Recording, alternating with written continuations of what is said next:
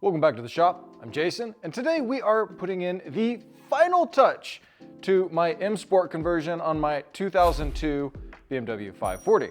This is a 6-speed car that I picked up this year and have been going through piece by piece, trying to bring the interior up to the 2003 standards, much newer. That makes sense. And make it an M Sport. I recognize it won't ever be an M Sport by then, but it's gonna be really nice. See, I've already done the headliner, I did a newer M steering wheel, and well, it's all blacked out and it's ready to go. The last touch, one of the differentiating pieces of the M Sport versus the M package from 2001 or 2002 is the entry door sill trim strips, the entry sill plates. You see, there were 3 different versions of these plates. There were the BMW regular versions, the M Sport version, and the M5. While I'm not trying to clone this car into an M5, I'm trying to make it what it could have been in 2002, an actual M Sport. Thus, I picked up a set of M Sport entry sill plates off of eBay from Kazakhstan, of all places, and well, they are halfway into the car, and I've picked up on a couple of things that are worth noting as you're installing them. So we'll install the driver's side together, and we'll see our final result. Let's start with the back door. Alrighty, starting in the back seat, you can see what's happening with this trim strip here. It's just falling apart, and somebody has tried to glue it together in the past. This piece is still in good shape, but it is not the M Sport piece. To start, we're gonna pop the rear seat up and out of the way. Reach down in the front, get some leverage on it, yank it up, and push her to the side. I already popped out that side there. I can hear you asking, why in the world would you do that? Well, that's because we're gonna wanna pull this interior sill plate out first. Since it's holding the door seal down, we wanna lift the door seal so that we have more space to get at this guy. There's gonna be a couple of clips under here that we're gonna pop up from underneath. Okay. We've got these little clips hiding in there. Oh yeah, that's right. This one, there's a 10mm nut, I believe, right back here that's holding that. So we're just gonna bring that up like there. And then we're gonna lift our seal out of the way. You'll see here that the trim piece goes all the way up under the seal, which makes it really difficult to get in, and it's gonna wind up pinching your seal. Ask me how I learned that on the other side. Now, this is gonna have a couple of clips across here. We're gonna try to pop these up gently. I don't expect these to come out typically, they're just gonna break. Yep. Now on our new trim piece here, we are gonna need to put our new plastic clips in. So these guys just slide in here, and then we're gonna center them once we're trying to get it installed. Now we're gonna start at the front, and if you look here, you can see that by having the door seal out of the way, it gives us room to push this all the way forward.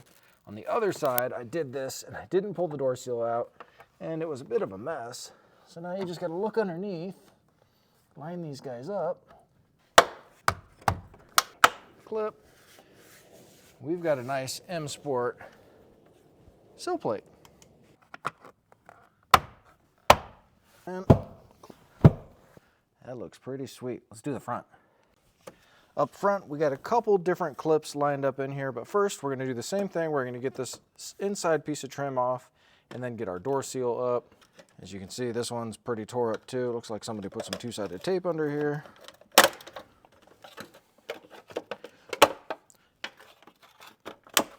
I had always intended on doing this, so I knew that I didn't care that they were all wackadoodle.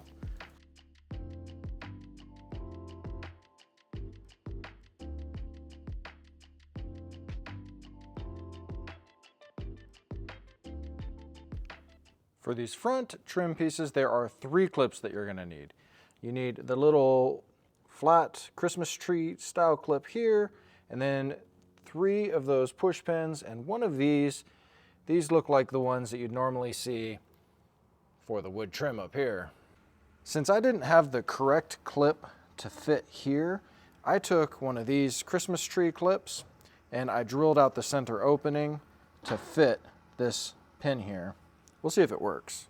So again, the reason we took our door seal off to get the sill plate is because this goes up under it. I'm gonna start at the front side here, line up that clip. This middle one is just a pressure fit. And then we'll push this guy into the Christmas tree. All right, that worked out nicely. Beautiful. Okay, now we'll put our seal back in, push it back in, back, get the little centerpiece in there, down. Got our 3 clips here. I like to roll these in this direction. And 1, 2, 3. Bada bing, bada boom. You know, sometimes you need a easy project for a big win, and these entry sill trim pieces, they had been bothering me since the day I bought the car. This is the one good one that was still on the car, and it doesn't even have any broken tabs on the back. All the other ones, the plastic or the rubber around the outside had gotten so deteriorated that it was breaking off in chunks and getting stuck to my driveway, stuck in my garage here, because the rubber had gotten so soft and gooey. So I'm really happy that these are finally installed. I didn't actually pay for these. They were given to me by my parents for my birthday, so I got off easy with this one. So we get to mark it off of the list. Let's see, we've got, actually wrote it down here, door sill plates, and that was if I was gonna go with the BMW. I decided to go with the M Sport as part of the conversion. I decided to go that route later on in the build. Now let's talk about the quality of these parts, given that they were only, let's see, when I look at the eBay listing, $139. If you wanted to buy OEM BMW M door sill plates, brand new, a set of 4 would run you about $965. That's quite a bit more than the $139. Then you'd still need to get the clips and everything to put it together, because these clips don't last forever, and like you saw in the video, they usually break apart. Okay, so future me here, I realized as I'm editing the video that I mentioned I was going to talk about the quality of these sill plates, and then I didn't. I don't know what happened. Brain fart. I got so caught up with the cost of the new ones that I completely forgot about these. So I would say out of 100% being perfect BMW quality, these are like 85, 90%. They're not perfect. They do fit. Everything clicks into place, but like the stickers on there, some of them are just slightly millimeters off. And on the driver's door sill plate, the little rubber isn't rolled down flat. I think that was due to shipping, that it got pushed up, but I'm not worried about it at all. In the couple of days that they've been in the car, it's already started to crease down and roll where it's supposed to be. So I imagine that it's gonna lock into place on its own.